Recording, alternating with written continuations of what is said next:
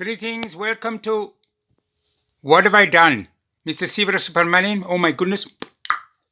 I put bloody sign on upside down. Oh, that is better. That is better.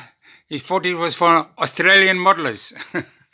Steve here at West Green with my alter ego, Man of an Onion, Siva Subramanian. He's station master at West Green. This is part 3 of my Connoisseur Loco kit. I'm part 3 of building the tender. So what I've got here, so far so good. What I've got to do now, this is a great kit, I've got to tell you. Big Jim McGowan, he provides cast white metal flares for the tender, which is actually good because the corners are cast. If you've got normal brass ones, you normally have to put little, obviously you can't flare that way and that way, but you normally have to fill in the corners with solder. Some kits provide like slivers of brass, like fingers, and then you just flood it with solder. But anyway, so these are white metal.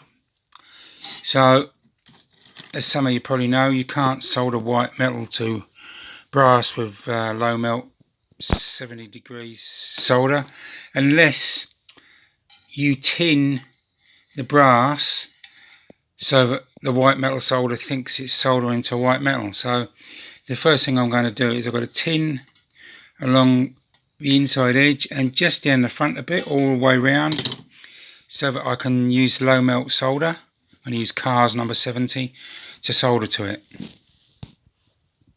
So far so good. I've tinned up around the side. Now I've got to see if I can put this on. I'll change irons. I'm not going to use this. I've got a temperature controlled iron I'll use for that one. So I've tack soldered in one place there, and to make sure it's right, this is the end piece. And that I got that right way up? Yeah. So I know there won't be a gap, so I know that's vertical. So, here's my iron. I've got it set, it's a Duratec. I've got it set to 200. It seems to, I experiment, it doesn't. So I'm just going to flux this up. This is homemade flux actually, it's in a tube pack. I got this stuff from, can't think what it's called now. It's a rust converter you get at a hardware store, but I looked at it and it's virtually phosphoric acid, about 60 or 70% phosphoric acid. So I just watered it down 3 to 1 and it works.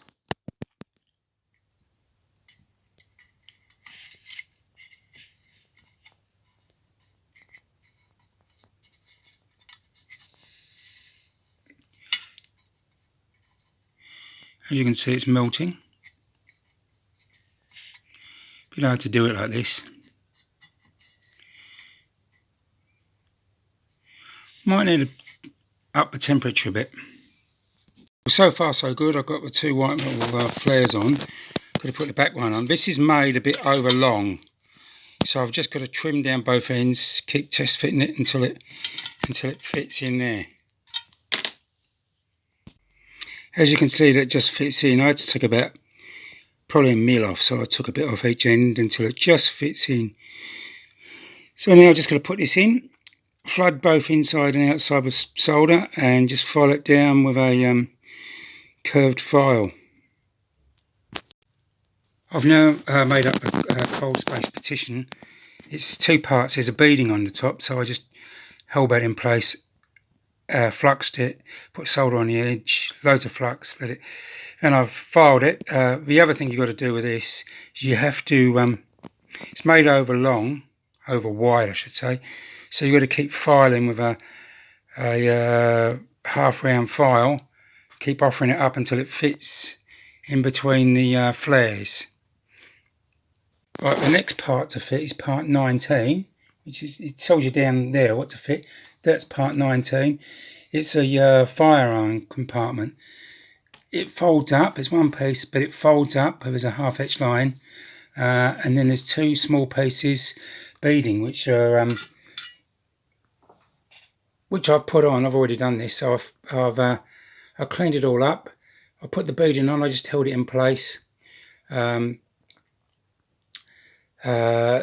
fluxed it, run solder across the top, and then afterwards I just filed it smooth.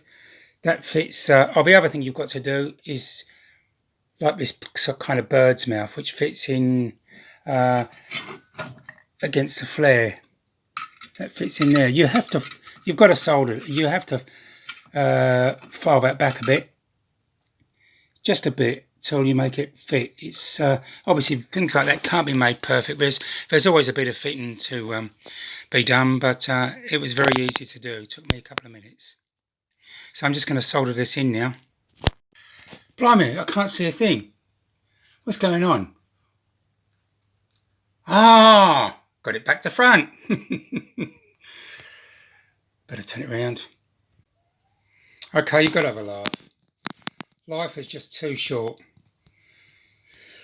Especially with this coronavirus going around. Or is it Connoisseur virus? Yes, I got that from Ireland. I did. I need some Baileys. No, actually some bottle of Jamesons would be alright, wouldn't it? Eh? So I'll put this on. I put on the fire, what do I call them? Fire guard, whatever it is, compartment. Now, I just got out the steps for the front and back. It's not going too bad. No, it's going really well. I'm very, very impressed with it. Anyway, I'll be back. So Monday the 30th of... when is it? Monday the 30th of March. I only started this kit last week. This is for J15 tender. The engine loco I haven't built yet. This is my second Connoisseur kit. Built with J50. So far, I've just been following it. It's like an Airfix kit in a way. All the parts, 1, 2, 3, 4, and they're all marked on the fret, so you just pick the parts and you do it in order. There is minimal instructions, but they're very simple. It just tells you if you've anything special, but very, very easy. So I've done all of that. Everything there is done, including now I've just put the guard irons on, put all the steps on, and all the instructions down to there. So now I've got to do all this, the lamp brackets, buffers, that sort of stuff. I'm just following it.